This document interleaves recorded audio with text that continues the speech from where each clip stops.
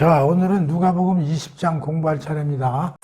누가복음 20장에는 6개 이야기 정도로 나눠서 살펴볼 수가 있을 것 같아요. 그래서 이제 첫 번째 이야기는 뭐냐면, 권위에 대한 논쟁. 이게 이제 1절에서 8절까지. 일단 한번 읽어보고서 공부를 해보도록 하겠습니다. 아론은 예수께서 성전에서 백성을 가르치시며 복음을 전하실새 대제사장들과 서기관들이 장로들과 함께 가까이 와서 말하며 이르되 당신이 무슨 권위로 이런 일을 하는지 이 권위를 준 이가 누구인지 우리에게 말해보라. 대답하여 이르시되 좋아, 얘기하기 전에 나도 한 말을 너희들한테 물어보겠다. 요한의 세례가 하늘로부터냐 사람으로부터냐? 그들이 서로 의논하여 이르되 만일 하늘로부터라 하면 어찌하여 그를 믿지 아니하였느라 할 것이요 만일 사람으로부터라 하면 백성이 요한을 선지자로 인정하니 그들이 다 우리를 돌로 칠 것이라 하고 대답하되 어디로부터인지 우리는 알지 못하노라 하니 예수께서 그렇다면 나도 무슨 권위로 일을 하는지 너에게 이르지 아니하니라 하시니라. 이제 이런 얘기죠. 우선 이 이야기를 공부하기 전에 우리가 한번 이제 그 상황을 한번 보자고. 지금 어떤 상황이냐 하면 예수께서 이제 예루살렘에 입성을 하셨잖아요. 그렇죠? 지금 이제 예루살렘에 들어가셨다면 한복판에 들어가신 거 아니에요. 입성할 때도 바리새인들이 뭐라고 그랬어요? 예수님이 나귀 타고 올라올 때 막 비난했잖아요. 뭐 이런 식으로 들어오냐. 거의 두 가지 해석이 가능하다고 그랬잖아요. 하나는 우리들이 뭐 호산나 호산나 주님의 영광 찬호하면서 들어오니까 야, 저 사람이 무슨 메시아냐, 택도 않는 소리 하지 마라, 이제 그렇게 비난을 했을 수도 있고, 사실 그거보다는 엄청난 사람들이 많이 쫓아다니니까 자기네들이 그 사회에서 상당히 좀 종교적 지도자로 대우를 받았잖아요. 바리새파 이런 사람들이. 그래도 바리새인이다 그러면은 그 유대인 사회에서 하나님 말씀을 엄청 잘 지키고 닮아야 되는 모범으로 추앙하고 이런 대상인데 자기들이 그걸 유지를 하려면 이상한 예수에 워낙 많은 사람들이 쫓아다니고 사회적인 무리를 일으키니까 자기네들이 어떤 기득권이라고 그럴까 명예가 훼손되니까 예수를 제껴야 자기들이 지금까지 사회에서 갖고 온 이제 특권을 유지할 수 있잖아요. 그러니까 이제 예수에 대해서 바리새인들은 무슨 생각을 했냐면 저 사람을 어떤 식으로든지 이 사회에서 몰아내든지 최악의 경우에 이제 죽이기까지 해야 되는 그런 이제 대상으로 예수님을 이제 생각한 거 아니에요. 근데 이제 그 예수님이 뭐 갈릴리나 그동안에 그 여정길에 있을 때도 그런 생각을 했지만 이제 예루살렘의 한복판에 들어왔기 때문에 그들이 적대감이 아주 그게 옳은 그런 상황이거든. 근데 해치웠으면 좋겠는데 지금 워낙 무리들이 많이 에워싸고 이제 예수님을 같이 다니니까 쉽게 해칠 수는 없고 그래서 지금 20장 아니에요? 20장에서 이제 어떤 일들이 벌어지냐면 모든 종교적 지도자들이 예수님을 시험을 하던 올무에 지나가지고 하여간 또 한두 개라도 우리로 말하면 죄를 잡아내가지고 예수를 처단해야 될 사람이라면 꼬투리를 잡아야 되는 지금 그런 이제 상황에 이제 있는 걸 우리가 인식을 하고 오늘 20장을 이제 공부를 해야 된다 그런 얘기예요. 검사들이 주로 하는 일이 뭐야, 검사들이. 죄를, 증거를 잡아가지고 밝혀내는 거냐. 그래서 기소를 해서 형벌을 받아가지고 감옥에 보내는 게 검사들이 하는 일이잖아요. 그쵸? 그 당시에는 유대 사회에서는 사내들인 공회라는 게 있거든요. 그게 최고의 의결 기관이면 집행기관이에요. 이제 로마 시대이지만 로마에서 유대인들은 어떻게 다스렸냐면은 그 종교적인 그런 문제는 니들이 알아서 해라. 우리가 그런 것까지는 타치 안 하겠다. 그러니까 이제 유대 사회에서는 이 나름대로 상당한 그 권한을 준 거지, 로마 정부에서도. 거기에 최고의 의결기관이고 집행기관이 사내들인 공회라는 데거든요. 그러니까 이 바리새인들은 그런 여러 가지 예수의 그 죄성을 밝혀가지고 사내들인 공회에다 갖다가 일러 바쳐가지고 거기서 이제 단죄를 하려고 이제 생각들을 하고 있는 거죠. 그래서 이제 여러 가지로 예수를 시험하고 올무에 가두려고 그러는 일들을 엄청나게 이제 벌리는 것들이 20장에 많이 나오는 거예요. 자, 봅시다. 그래가지고 이제 첫 번째 이야기는 예수의 권위에 대해서 이제 따지고 드는 거죠. 여기 보면은 성전에서 막 가르치고 이러니까 도대체 이게 뭔데 성전에서 가르치냐. 그 권위를 가지고 이제 따지고 드는 거죠. 그런데 우선 이걸 따지는 사람들이 누구냐면 여기 누구로 나와 있어요? 대제사장 인정하고, 그 다음에 서기관, 장로들이에요. 이 사람들이 이 권위를 들고 일어나가지고 따지기 시작하니. 근데 재미나는 게 뭐예요? 20장 19절에서 26절을 보면요. 세금에 관해가지고 이제 또 논쟁을 벌이는데, 거기는 서기관들과 대제사장들이 나오고, 그 다음에 27절에서는 부활에 대해서 또 논쟁을 벌이는데, 그때는 서두개인들이 이제 나서서 하는, 그러니까 한마디로 이제 우리가 앞으로 공부하겠지만 모든 유대사회에 좀 힘 좀 쓰고 하는 놈들이 몽졸이 다 지금 예수를 지금 올무에 빠뜨리려고 오만 지금 간교를 다 부리는 이제 이러한 일들이 벌어지는 거예요. 우선 첫 번째 대제사장들하고 서기관하고 장로들, 이 당시 사회에서 상당히도 명망이 있는 그룹들 아니에요. 그러니까 이제 그들이 이제 권위를 가지고 들고 일어나는 거예요. 시쳇말로 이런 거야. 너는 어디서 굴러먹으면 벽다고 했는데 여기 와가지고, 여기가 어디라고 와가지고 함부로 널 쫓아다니는 사람들 있다고 말이지. 가르치고 그러는데 뭐 하나님 나라가 어쩌니 뭐 율법이 어쩌냐고 한데, 도대체 어디서 굴러먹던 친구냐? 또 스펙이 있냐? 우리 대학교도 나왔는데 뭐 이런 거야. 도대체 스승이 누구야? 뭐 누구 빽이 있는데 뒤에 뭐 이런 걸 묻는 거죠. 물론 우리도 그런 거 많잖아요. 뭐 누가 뭐 좀 하려고 그러면 스펙 따지고 무슨 뭐 박사학위 있냐, 뭐 어느 학교 나왔냐, 뭐 잘하는 사람 누구냐, 뭐 이렇게 따지잖아요. 근데 예수님 지금 거기에서 답을 할 수가 있는 처지 아니야. 야, 예수님이 무슨 대학을 나왔겠어요? 스승님이 계시겠어요? 아무것도 없어. 그렇죠? 근데 이 따지고 뜨니까 이게 참 예수님도 좀 난감하긴 해. 그렇다고 야, 내 하나님의 아들이다. 뭐 어차피 안 믿을 거고 그거 가지고 그게 뭐 증거를 대기도 힘들고 사실 그렇잖아요. 그러니까 이제 여기서 예수님이 꾀를 내셔가지고 뭐라 그러시냐면은, 그런데 대답하기 전에 나도 좀 니들한테 한마디만 하자 그러면서 예수님은 우리 그동안에 그 여러 비유를 많이 봤지만 누가 이렇게 질문을 하면 거기서 가타부터 얘기를 잘 안 하시고 이렇게 되치기 질문을 하신다거나 이상하게 비유 이야기 해가지고 이들을 갖다 뒤통수를 치시잖아요. 오늘도 또 그런 일을 하시네. 뭐라고 하시냐면, 요한이 세례를 베풀고 너희들한테 그랬잖냐. 그게 하늘로부터냐 사람으로부터냐. 그러면서 갑자기 세례 요한을 거야. 예를 들면서 요단강에서 세례 주고 그런데 그 근거나 권위가 하나님으로부터 왔냐 사람으로부터 온 것이냐 너희들이 한번 말해봐라 이렇게 얘기를 한 거지.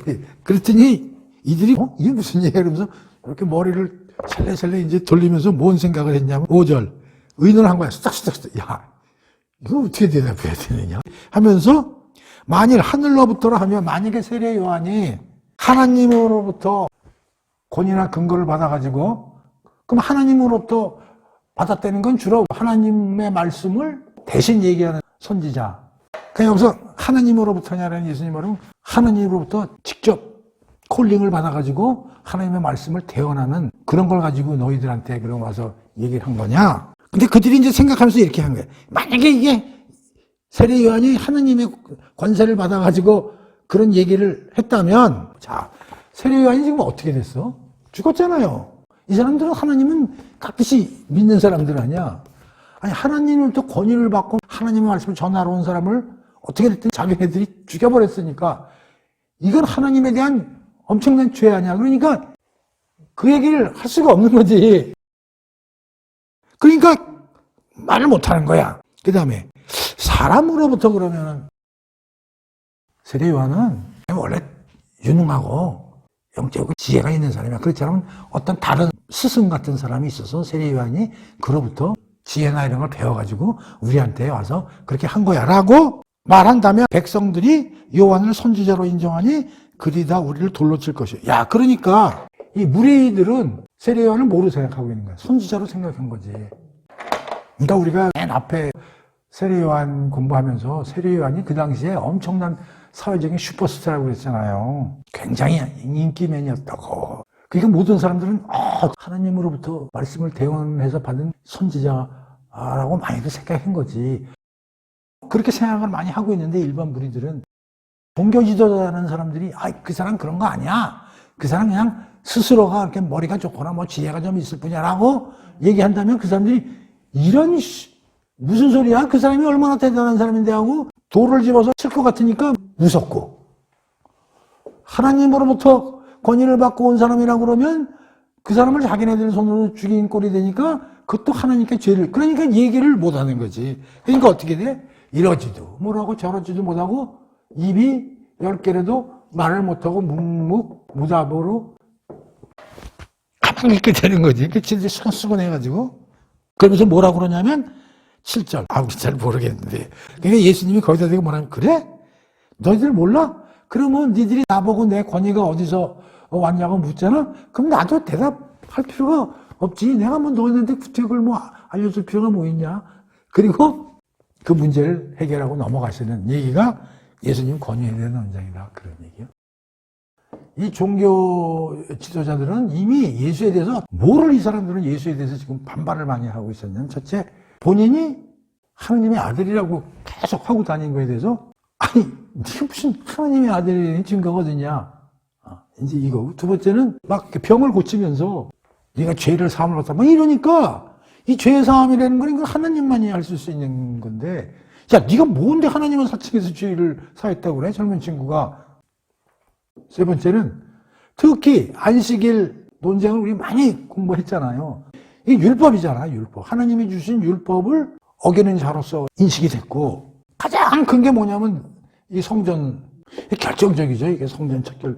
이게 완전히 하나님의 지부 과정이 완전 쑥대밭을 만들어놨으니까 이런 걸로 밀어봐가지고 이 예수라는 사람은 도저히 우리와 함께 할 수가 없는 사람이라고 딱 머릿속에 인식이 되어 있는 상태에서 이제 예루살렘으로 입성을 했으니까 어떻게 되냐면은 여기다가 플러스 알파에서 조금 더 구체적인 죄목을 발굴해가지고 완전히 그냥 없애버리려는 이런 생각을 가지고 시작하는 거라고 얘기했잖아요. 20장이. 그 중에 첫 번째가 뭘 가지고 지금 따지고 드는 거야? 권위죠. 너 스펙이 뭐냐? 너 어디 출신이야? 어디서 놀던 개벽 따고가 지금 하나님 성전에 들어와가지고 뭐 사람을 가리킨다고? 뭐가 있는데? 대박! 이런 거거든요. 그래서 이 권위에 대해서 예수님의 재치 있는 세례 요한의 예를 듦으로써 그 문제를 피해 나가시는 그런 이야기가 이제 첫 번째 이야기에 나온 거라는 거예요. 오케이? 네. 이 당시 나보다도 그랬을 것 같아. 예수님은 나이도 젊지. 사도 바울 같으면 가마리엘 훌륭한 스승님이 율법도 공부했지. 우리로 말하면 이 시대 때 뭐 성균관 같은 이런데 아니고 말이지. 이랬어야 되는데 이거 뭐 목수가 잘하냐. 목수 망치질러 나와가지고 가리키니까 참.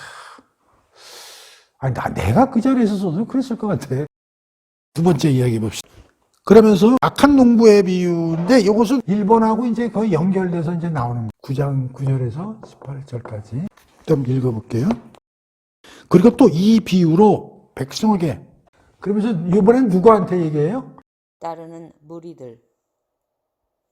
아까는 바리새인들한테 이제 그런 식으로 했고, 그러면서 이제 주위 사람들도 많이 이제 구경을 했겠지. 이제 둘러보시면서 이제 무리들한테도 이제 한 비유를 또 말씀하시는데, 한 사람이 포도원을 만들어 농부들에게 세를 주고 탁국에 가서 오래 있다가 때가 이름에 포도원 소출 얼마를 바치게 하려고 한 종을 농부들에게 보내니 농부들이 종을 몹시 때리고 거저 보내었거늘 다시 또 다른 종을 보내니 그저 몹시 때리고 능욕하고 거저 보내었거늘 다시 세 번째 종을 보내니 이 종도 상하게 하고 내쫓은지라. 포도원 주인이 이르되 어찌할까? 내 사랑하는 아들을 보내리니 그들이 혹 그는 존대하리라 하였더니 농부들이 그를 보고 서로 의논하여 이르되 이는 상속자니 죽이고 그 유산을 우리 것으로 만들자 하고 15절 포도원 밖에 내주자 죽였느니라.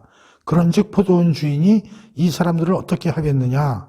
와서 그 농부들을 진멸하고 포도원을 다른 사람에게 주리라 하시니 사람들이 듣고 이르되 그렇게 되지 말지어다 하거늘. 그래서 이걸 우리는 일명 악한 농부의 이야기다 이제 이렇게 얘기를 하는 거예요. 자, 여기 등장하는 사람들이 누구예요? 자, 봅시다. 포도원 주인이 이제 있을 거고요. 그 다음에 포도원 종이 있을 거고요. 농부. 그 다음에 이제 아들. 여기 보면은 이제 스토리가 어떻게 돼요? 포도원 주인이 포도원을 만들었다 그랬잖아요. 포도원을 만들어가지고 어디 멀리 떠나니까 세를 준 거지. 그러고 나서 이제 멀리 타국에 가서 있다가 와가지고 이제 소출도 좀 확인하고 지대도 좀 받아야 될 거 아니에요. 그렇죠? 땅 빌려줬으니까. 그래가지고 이제 종들을 보내가지고 야, 그거 셈 좀 해가지고 소출된 거에 일부를 좀 받아와라. 그랬더니 어떻게 됐어요? 좀 때려 죽인 거 아니에요. 자, 봅시다. 그래서 여기 포도원 주인은 누구냐면 누굴 것 같아요? 하나님이죠? 포도원은요? 포도는 그냥 이스라엘. 그 구약에 보면 포도원을 이스라엘로 비유하는 게 이제 많이. 이사야서에 보면 포도원의 노래 이런 게 나오잖아요. 그러면 종은 누군 것 같아요? 종을 보내가지고 이제 세마를 보냈잖아. 근데 어떻게 됐어요? 때려 죽였죠? 선지자죠. 농부들은요? 이스라엘 그 종교 지도자. 마지막에 최종적으로 누굴 보내? 아들을 보내잖아요, 예수님이죠. 참, 그 아들까지 보냈더니 아들을 어떻게 14절 상속자니 죽여라. 그래가지고 유산을 우리 거로 만들자는 거 아니에요. 이건 생도둑은 싶어 아니에요. 15절 보세요. 자, 그런 일이 벌어지니까 자, 그렇다면 주인은 어떻게 하겠느냐. 예수님이 이렇게 비유로 묻는 거죠. 아들도 죽었어. 종들도 다 죽었어. 그럼 도대체 이상까지 왔는 주인이 그럼 가만히 있겠냐. 그래서 어떻게 하신다고 그러면 16절 1. 농부들을 어떻게 해? 진멸은 잡아서 다 사거리 죽이는 거죠. 그 다음에 포도원을 다른 사람들에게 주리라. 농부들은 누구라고 그랬어요? 종교 지도자. 그럼 여기 다른 사람들은 누구일 것 같아요? 이방민족. 참 예수님은 그 비유를 참 기가 막히게 뜨신단 말이야.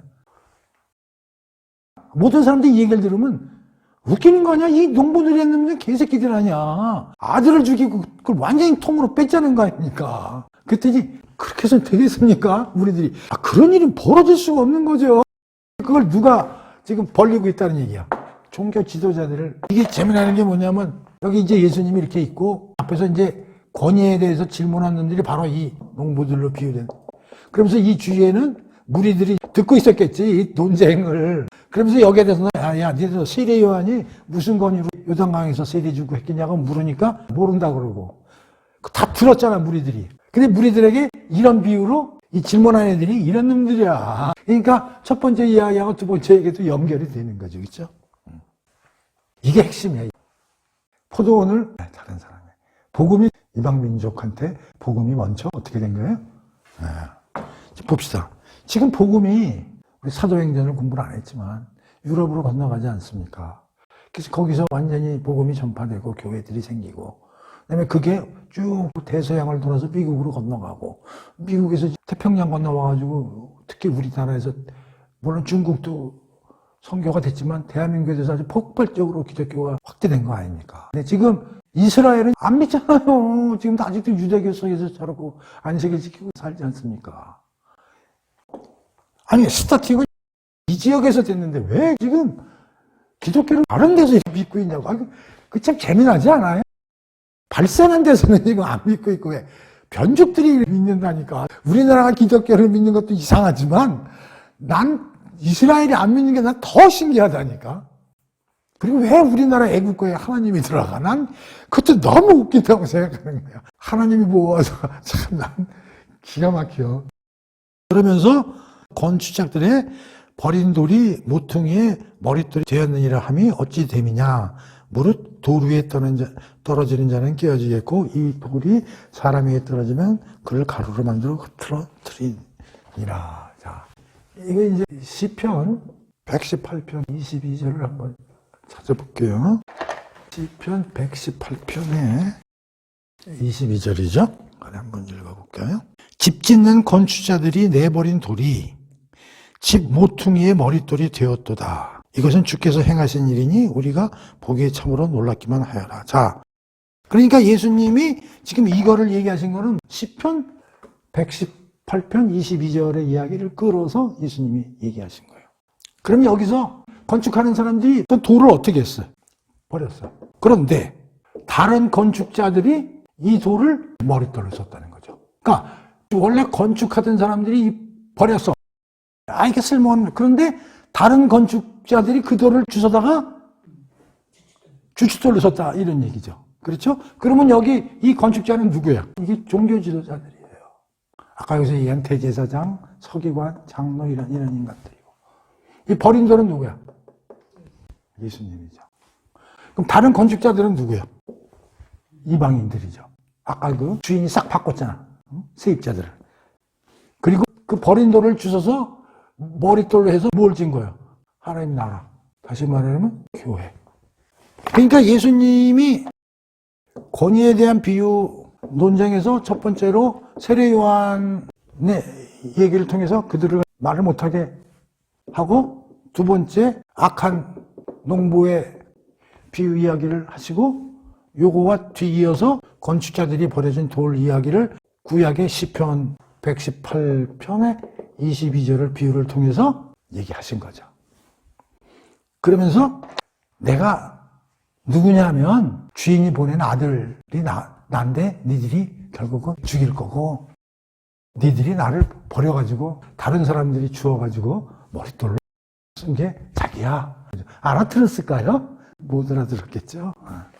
그 다음에 뭐라 그러냐면 이 돌 위에 떨어지는 자는 깨어져 있고, 이 돌이 누구야? 예수님 아니야. 그러니까 예수님한테 적대하는 놈들은 다 어떻게 된다고? 박살나는 거야. 또 그리고 이 돌이 사람 위에 떨어지면, 그리고 이 돌이 나중에 재림을 통해서 예수님이 내려오면 어떻게 돼? 가루로 만들어 흩으리라. 그러니까 나한테 대적하는 놈이나 또 내가 나중에 왔을 때 나를 업심여기고 안 받아들이는 사람들이 어떻게 되겠느냐? 가루가 된다. 이제 그런 얘기를 하시는 거죠. 이해되시죠? 예. 그 다음에 이제 크게 다 합해서 그걸 이제 하나의 얘기로 이야기를 본다면, 두 번째는 이제 세금 논쟁인데요. 이거는 19절에서요. 또다시 다른 주제를 가지고 예수를 곤혹스럽게 만들려고 작당을 벌이는 얘기가 이 세금 논쟁이에요. 오케이? 한번 읽어볼게요. 서기관들과 대제사장들이 예수의 이 비유는 자기들을 가리켜 말씀하신 줄 알고 즉시 잡고자 하되 백성을 두려워하더라. 이에 그들이 엿보다가 예수를 총독의 다스림과 권세 아래에 넘기려 하여 정탐꾼들을 보내어 그들로 스스로 의인체하며 예수의 말을 책잡게 하니, 그들이 물어 이르되 선생님이여, 우리가 아노니 당신은 바로 말씀하시고 가르치시며 사람들을 외모로 취하지 아니하고 오직 진리로서 하나님의 도를 가르치는 걸로 알고 있다. 우리가 가이사에게 세금을 내는 것이 옳으니까 옳지 않으니까 하니, 예수께서 그 관계를 아시고 이르시되 데나리온 하나를 내게 보이라. 누구의 형상과 글이 여기 있느냐? 대답하되 가이사의 것이니이다. 이르시되 그런즉 가이사의 것은 가이사에게, 하나님의 것은 하나님에게 바치라 하시니, 그들이 백성 앞에서 그의 말을 능히 책잡지 못하고 그의 대답을 놀랍게 여겨 침묵하노라. 그러니까 19절은 뭐냐면 앞에 무리들한테 악한 농부의 이야기하고 건축자들의 버린 돌 이야기를 무리들한테 했다고 그랬잖아요. 그랬더니 서기관들이 듣고 있다가 자기들을 빗대서 하는 얘기, 눈치는 빨라. 그렇게 이제 알아들었다 이거지. 그러니까 어떻게 돼? 기분이 나쁘잖아. 즉시 잡아다 끌고 가자라고 했지만 백성들이 둘러싸고 있으니까 감히 그렇게 했다가는 백성들이 막 달려들 것 같으니까 못했다. 이제 그런 얘기, 오케이? 자, 그 다음에 이제 찬스를 보고 있다가 예수님에 대해서 이제 뭐 좀 칭찬을 해. 21절 보면 당신은 뭐 바로 말씀하고 잘 가르치시며 사람을 외모로 취급하지 어쩌고저쩌고 막 붕 띄워주다가 결정적인 거는 뭐야? 22절이죠. 로마 황제에게 세금 내는 것이 옳으냐? 그러냐? 그래, 가이사에게 세금 내라. 그럼 어떤 문제가 벌어져, 예수가? 그럼 이게 이스라엘 백성들이 화를 내겠지. 아, 뭔 소리야, 예수. 당신 그런 거 황제에 무슨 뭐 부하요? 뭐 이런 거죠. 그 다음에, 내지 마라. 그러면, 이건 뭐예요? 로마 정부 정책에 반항하는 거죠.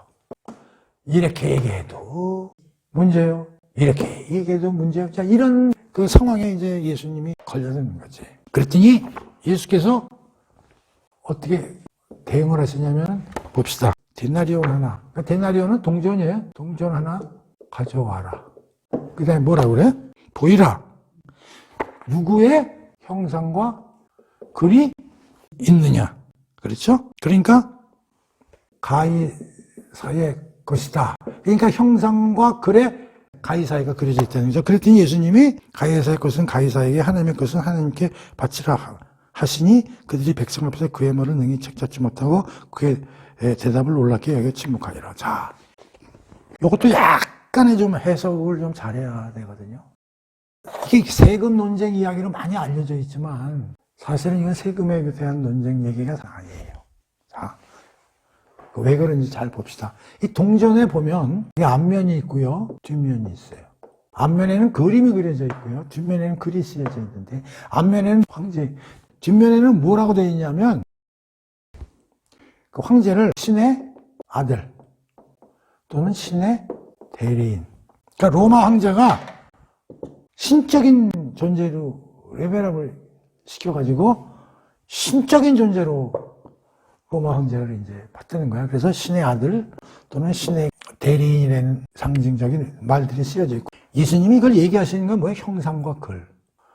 그 얘기는 뭐냐면 이스라엘 백성들은 율법을 지키는 사는 사람들인데, 창세기 1장 26절, 그 다음에 창세기 2장 15절에 보면 그거 뭐 찾아보지 않겠어요.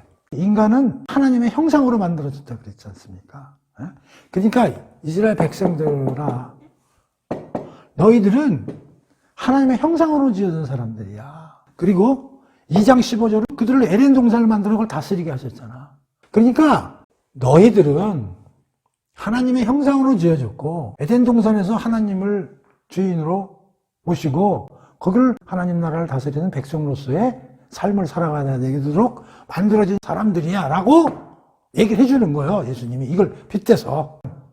그 다음에 몇 개를 찾아볼게요. 고린도 후서 3장 3절하고요. 시편 119편의 105절하고요.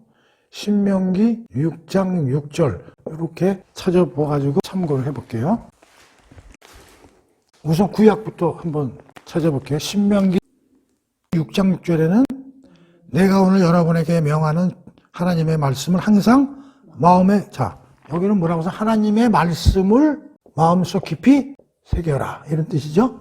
시편 119편 105절. 주님의 말씀은 내 발을 인도하는 등불이요 내 길을 비춰주는, 자, 하나님의 말씀은 내 삶의 등불이요 길이다. 그리고 빛이다. 그런 얘기죠. 자, 고린도후서 3장 3절 한번 봅시다.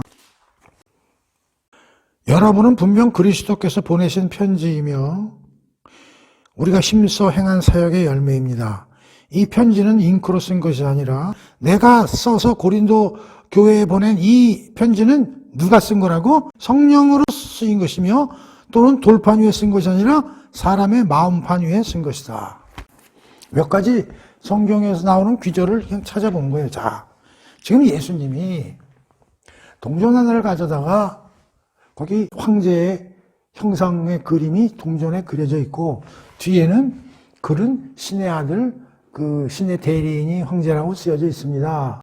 그 얘기는 뒤집어 얘기하면 너희들은 하나님의 형상으로 지어져 있고 하나님 나라에서 하나님을 모시고 순종하며 살아야 되는 그러한 존재들이고, 또 하나님이 준 율법이나 말씀은 성령에 의해 가지고 너의 마음판 속에 새겨진 것으로서 너희가 살아가는 데 있어서 등불이요 길이요 빛이다. 그런 얘기지. 그러면 너희들은 누구를 위해서 살아야 돼?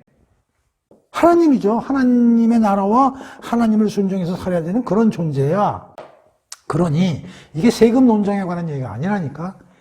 세금을 내느냐 마느냐 그게 중요한 게 아니야. 내도 그만 안 내도 그만이야. 그게 중요한 게 아니라 너희들이 어떤 존재이고 어떠한 삶을 살아야 되는가 하는 걸 이거를 인식하고 살아야 되는 게 중요한 것이지, 그까짓 거 뭐 돈 내면 어떻고 안 내면 어떠냐 그런 얘기예요. 그러니까 이 종교 지도자들은 돈을 세금을 내야 됩니까 안 내야 됩니까 라는 얘기를 질문을 했지만, 예수님은 가이사의 것은 가이사의 것이고 하나님은 하나님의 것이라는 얘기는 돈을 내도 되고 안 내도 이런 차원이 아니라, 가이사이가 나의 주인이요 나의 백성이라고 믿는 놈은 가이사이를 아버지라고 믿고 살면 되고, 하나님의 자녀로서 하나님이 만들어진 존재고 하나님의 말씀으로 살아가야 된다고 생각하는 사람이면 하나님의 말씀과 하나님의 자녀로서 살아야 되는 거야 님들아 라고 예수님이 얘기하시는 그 비유가 바로 이 세금 논쟁 이야기다. 우리는 세금 논쟁 이야기라고 얘기를 해. 하지만 사실상은 그런 게 아니라는 거죠. 우리가 마태복음에서 배웠지만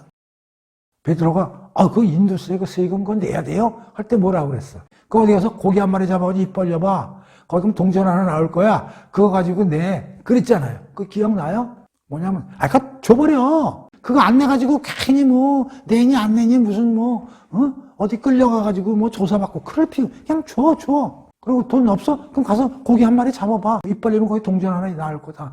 베드로야 그거 빼가지고 갖다 줘라. 그 얘기는 뭐냐? 대금 내고 안 내는 거? 그거 내버려. 돈이 있으면 내버려. 그 낸다고 해서 니네들이 그의 백성은 아니잖아.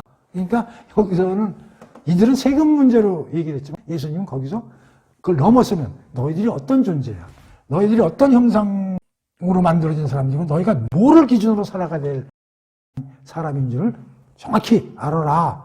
라는 얘기를 요 데나리온 동전 앞뒤를 가지고 예수님이 이렇게 얘기하시는 이야기다. 그런 얘기. 오케이? 네.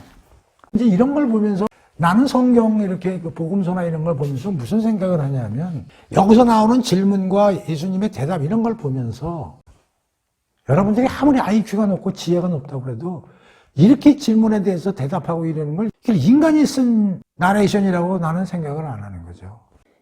사람이 이렇게 못 씁니다. 아무리 인류 소설가고 인류 무슨 뭐 탐정 소설 같은 거 막 어렵게 구성해서 쓰는 작가들 있잖아. 그런 작가들도 이렇게 못. 여러분들은 가만히 그 복음서를 보면서 예수님의 그 하시는 그 되치게 하시는 그 비유를 보면 정말 대단하다고 생각하네요. 그리고 그 비유가 짧은 글이지만 거기에는 어마어마한 상징과 의미들이 막 숨어 있고요. 그래서 이게 하나님의 영감으로 쓰여질 수밖에 없는 성령에 의해서 쓰여진 책이라고밖에 생각이 안 되는 거예요. 그런 걸 통해서도 그렇죠. 이게 사람이 쓴 책이 아닌 거죠. 자, 그래서 세금에 대한 바리새인들과 종교지도자들의 그 시험에 빠뜨리는 질문에 대해서 예수님이 대응하신 그 이야기다. 그런 얘기요. 자, 그 다음에 이제 세 번째 부활 논쟁인데요. 27절에서 40절까지요. 하여간 갖가지 질문을 해가지고 곤혹스럽게 하려고 하는데 봅시다 또. 부활이 없다고 주장하는 사두개인 중 어떤 이들이 와서 자, 이제 사두개인이라는 애들이 와가지고 이제 또 덤비는 거예요. 물어 이르되 선생님이요. 모세가 우리에게 써주기를 만일 어떤 사람의 형이 아내를 두고 자식이 없이 죽으면 그 동생이 그 아내를 취하여 형을 위하여 상속자를 세울지니라 하였나이다.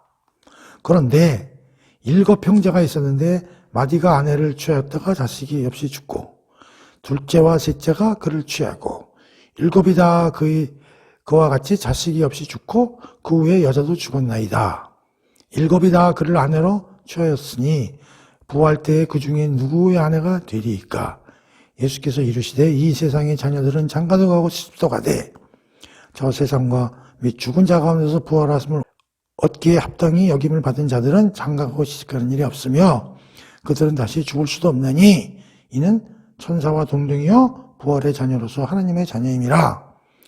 죽은 자가 살아나는 것은 모세도 가시나무 떨기에 관한 글에서 주를 아브라함의 하나님이요 이삭의 하나님이요 야곱의 하나님이라고 칭하였나니 하나님은 죽은 자의 하나님이 아니요 살아있는 자의 하나님이시라. 하나님에게는 모든 사람이 살아있느니라 하시니 서기관 중에 어떤 이들이 말하되 선생님 잘 말씀하셨나이다 하니 그들은 아무것도 감히 더 물을 수 없습니다라. 자, 여기 누가 와서 물어요? 사두개인이죠. 앞전에서는 어떤 사람들이었어요?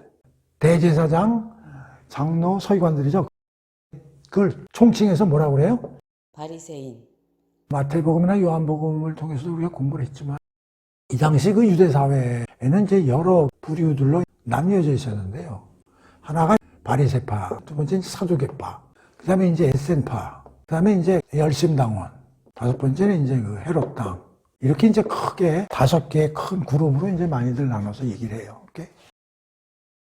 바리새파들은 주로 어떤 사람들이냐면은 종교, 율법을 아주 중시하고, 이 바리새라는 뜻이 뭐냐면 분리된 자, 그런 뜻이에요. 그러니까 자기들은 뭔가 세속과 분리돼가지고 아주 고고하면서도 율법을 잘 지키면서 그렇게 사는 사람들을 이제 지들이 바리새파라고 부르는 거예요. 이 사두개파는 주로 제사장 그룹이고요. 고위층에서 주로 있는 사람들은 굉장히 부자들이 많고요. 바리새이들은 이런 그 고위층이나 부자들보다는 명예를 중시하는 그런 사람들이고, 이 사람들이 권력 지향적인 사람들이고, 에센파는 아예 세상을 등지고 하나님의 말씀대로 살고자 하는 그런 사람들. 열심당원은 뭐냐면 로마 정부에 대항하는 독립 쟁취를 하기 위한 열혈 집단이죠. 헤롯 대왕은 그러면 어용 로마 정부 지지하는 그런 이렇게 크게 그룹으로 나뉜다고들 얘기들을 해요. 그런데 여기 보면 에센파는 세상을 등지고 쿰난 공동체 같이 사는 사람들이니까 여기 대표적인 게 세례 요한이죠. 근데 재미나는 게 바리새파 사두개파들은 사실 약간 적대적이에요, 사실은. 유대인이지만. 근데 지금 재미나는 게, 아까 앞에서는 주로 바리새파 사람들이 와서 논쟁을 벌이다가, 이제 사두개인들이 이제 또 나선 거야. 그러니까 여기서 우리가 알 수 있는 건 뭐냐면, 지들끼리는 이렇게 교리상으로도 충돌이 있지만, 예수를 없애야 된다는 데서는 모두 어그리하는 아주 재미난 일들이 이제 벌어지게 되는 거죠. 근데 이제 바리새파하고 사두개인들은 교리나 율법이나 차이가 많이 나요. 사두개인들은 주로 성경 중에서도 구약 중에서 모세 오경만 주로 이제 하게 되고요. 이 사람들은 영원 불멸이라든지 그 부활 이러한 것들을 믿지 않는 약간 현세적인 그런 강한 게 이제 사두개파 사람들인 거예요. 그러니까 이 사람은 부활을 안 믿는 거거든요. 그러니까 그 문제를 가지고 예수님한테 질문을 해가지고 공경에 빠뜨리기 위해서 부활 이야기를 가지고 대든 거죠. 사두개파 사람들은 도대체 어떤 율법적인 걸 갖고 있냐면 사도행전 4장 1절하고요. 23장 8절 두 개를 한번 찾아볼게요. 이들이 어떠한 율법적 사고를 가지고 있는지. 사도행전 4장 1절 한번 봅시다.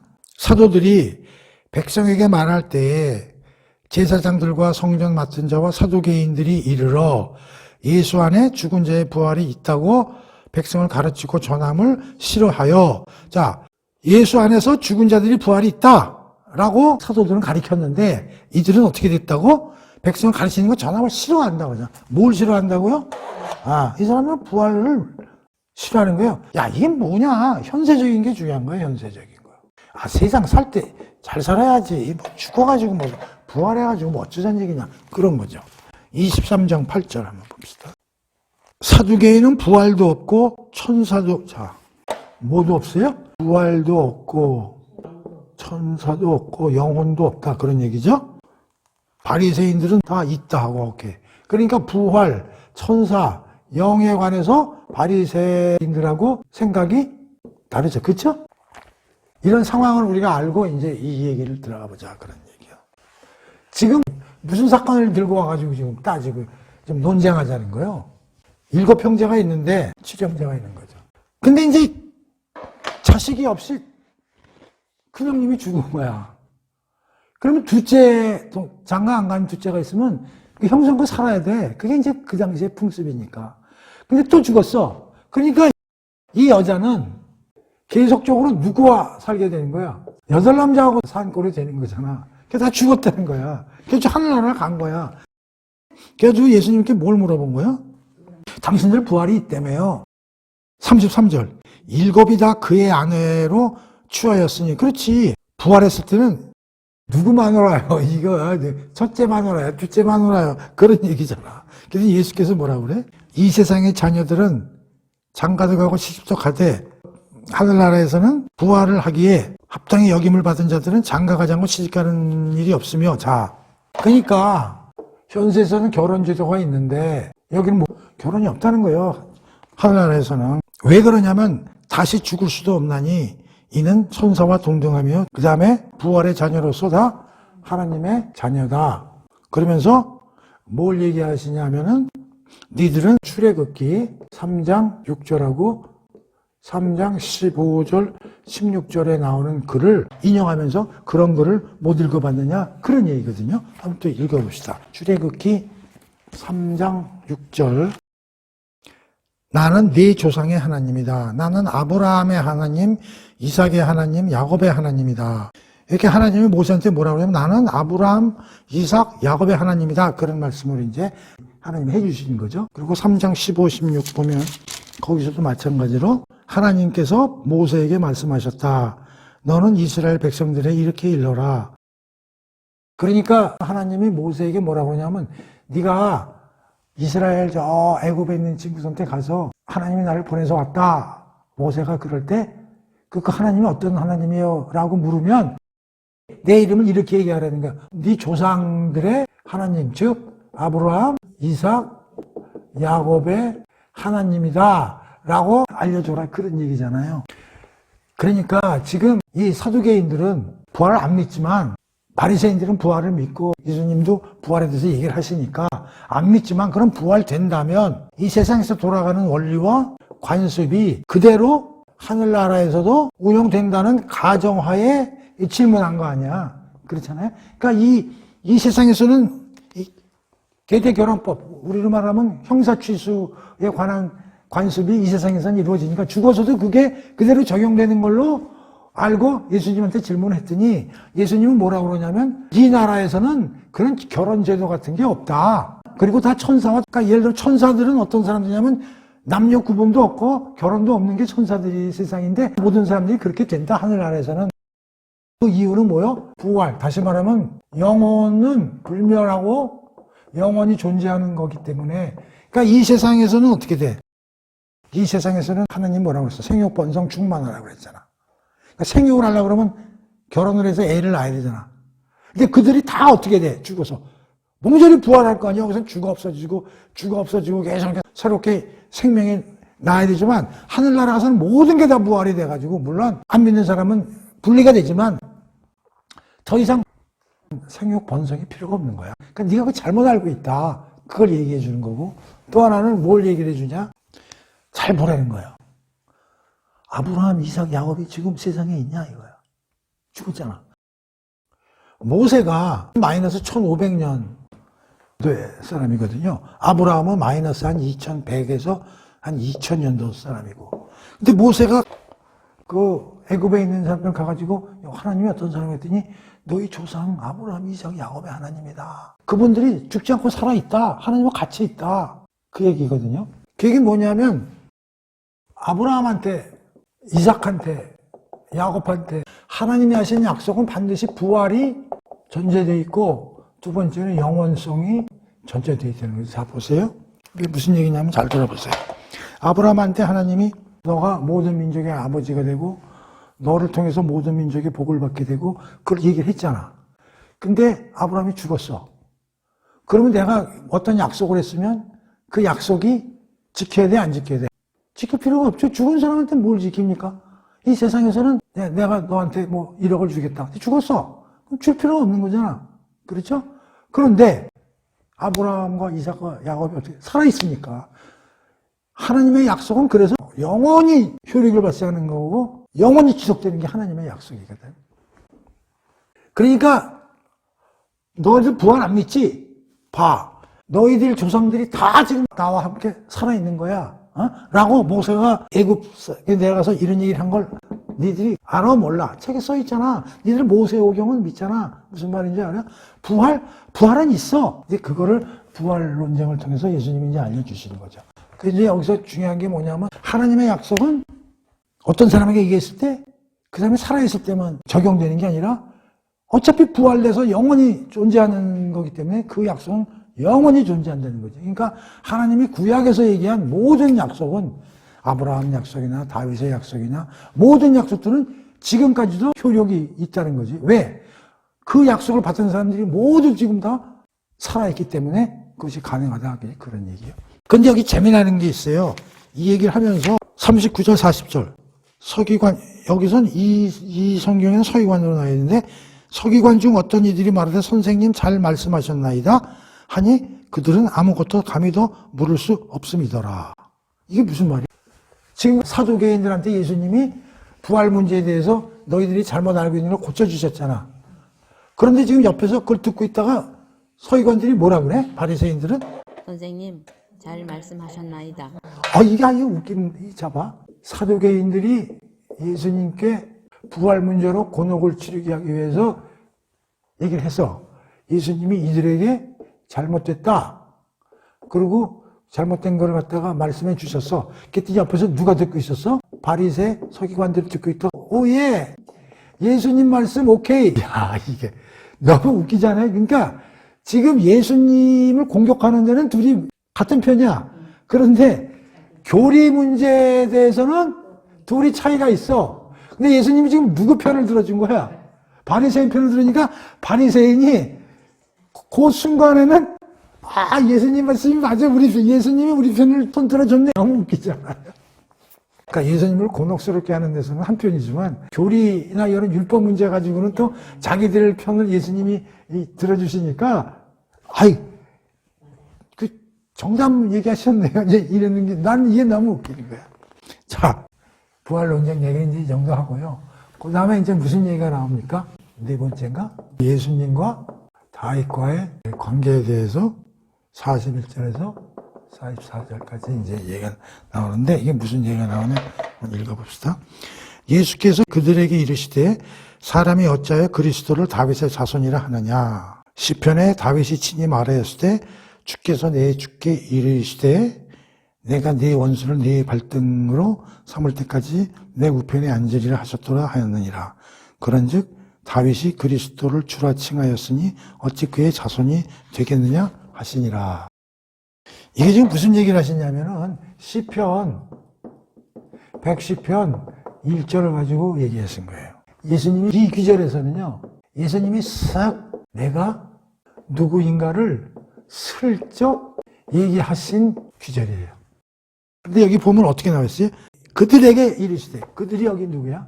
뭐 바리새인이나 사두개인이나 이런 사람들한테 하도 자기를 갖다가 죽이려고 그러고 계속 시험하려고 그러고 올매 모르고 하는 놈들한테 예수께서 싹 뭘 빗대서 얘기하신 거야? 사람들이 예수에 대해서 뭐라고 그런다는 거예요? 다윗의 자손이다. 우리가 앞에 비유에서도 얘기했지만 뭐 맹인들도 뭐 나사렛 예수가 지나간다고 그러니까 다윗의 자손이요 이런 거 많이 얘기했잖아요. 다윗의 자손이다. 무리들도 다 다윗의 자손이다. 이렇게 많이들 얘기를 하는 거예요. 특히 오실 메시아가 누구로 생각한다고? 다윗의 자손으로. 틀린 얘기예요? 맞는 얘기예요? 맞기도 하고 틀리기도 해요. 맞기도 하고 틀리기도 해요. 근데 여기서 다윗의 자손이라 그러면 누가 더 높은 거예요? 다윗이 높죠. 다윗은 언제쯤 사람이냐? 마이너스 1000년 정도. 1000살쯤 차이가 나요, 지금 누구하고 예수하고. 그러니까 예수님이 나를 자꾸만 다윗의 자손이라고 그러는데 혹시 너희들 시편 읽어본 적 있냐? 시편에 보면 근데 여기 시편 몇 절 하는 얘기는 안 나오잖아. 그 시편이 몇 절이냐면 110편 1절이라니까. 이게 누가 쓴 시편이냐면 다윗이 쓴 거예요. 근데 거기에 뭐라고 나왔냐면 다윗이 주께서 내 주께, 여기서 주는 누구예요? 주가 두 개가 나와. 1번 주, 2번 주. 이거는 성부 하나님이고 이거는 뭐요? 성자 하나님이야. 다시 말하면 성자 하나님은 누구요? 예수. 근데 거기 뭐라고 돼 있어? 다윗이 뭐라고 그래? 주께서 내 주께 이르되. 여기서 주께서는 누구야? 하나님, 성부 하나님. 내 주는 예수. 내 주라고 그러잖아. 다윗이. 높여서 하잖아. 그러면서 뭐라고 그래? 시편에 보면 다윗이 주께서, 하나님께서 내 주, 예수에게 이르시되 내가는 하나님을 얘기하는 거예요. 내가 내 원수를, 그래서 내는 예수를 얘기하는 거라고. 내 원수를 네 발등상으로 삼을 때까지 내 우편에 앉으라 하셨으니. 그러니까 하나님이 성자 하나님한테 너를 대적하는 모든 놈들을 다 쳐보시고 내 원수를 네 발바닥 아래 짓눌리게 하실 거고 너를 내 우편에 앉으리라 하셨다 하시니라. 그런즉 다윗이 그리스도를 주라 칭하였으니 어찌 그의 자손이 되겠느냐 하시니라. 그러니까 다윗이 오실 자손을 보고 내 주라고 해서 존칭을 한다 그런 얘기예요. 근데 어떻게 해서 내가 천년 뒤에 왔다고 해서 내가 다윗의 자손이 되겠느냐. 물리적으로는 천년 뒤에 왔지만 존재론적으로 보면은 나는 다윗이 나를 존칭해서 주라고 칭하지 않았느냐. 그러면서 그걸 뒤집어서 얘기하면 내가 어떤 존재인가를 예수님이 슬쩍 그들에게 얘기하신 그런 귀절이다. 그런 얘기. 오케이? 이해되죠? 그 다음에 이제 마지막 귀절은 비유는 아니고요. 모든 백성이 들을 때에 예수께서 그 제자들에게 이르시되, 특히 제자들에게 이르시되 긴 옷을 입고 다니는 것을 원하며 시장에서 문안받는 것과 회당의 높은 자리와 잔치의 윗자리를 좋아하는 서기관, 바리새인들, 종교 지도자들을 삼가라. 그들은 과부의 가산을 삼키며 외식으로 길게 기도하니 그들이 더 엄중한 심판을 받으리라 하시니라. 그러면서 제자들에게 야, 지금 나를 시험하러 온 놈들 있잖아. 사두개인이 됐건 바리새인 중에 뭐 대제사장이 됐건 서기관들이 됐건 장로들이 됐건 다 그놈들 전부 말 듣지 마. 그놈들은 전부 뭘 좋아하는 놈들이요? 긴 옷을 입고 다니고 문화 맞는 거 좋아하고 높은 자리에 앉기를 좋아하고 잔치 윗자리에 앉기를 좋아하고 과부에 가산을 갖다가 삼키며 속과 겉이 다른 놈들이고 그리고 기도도 길게 해서 남보기에 지들이 굉장히 하나님께 열심히 척하는 그 형편없는 놈들이니까 그 놈들 아예 만나지도 말고 닮지도 마라 그러면서 제자들에게 가르침을 주시는 걸로 20장이 끝나는 거예요. 오케이? 그래서 20장은 전반적으로 무슨 얘기냐? 예수님을 아주 곤혹스럽게 해서 죄목을 하나 더 끄집어내가지고 사회에서 매장시키기 위한 모든 종교지도들, 사도계인과 바리새파를 가리지 않고 총동원해서 예수를 곤혹스럽게 만드는 거를 예수님이 퇴치하시는 그런 이야기들이 나왔죠. 권위에 대한 논쟁, 세금에 대한 논쟁, 특히 부활 논쟁에 대한 얘기를 오늘 공부를 했습니다. 자, 오늘은 20장에서 마치도록 하겠습니다.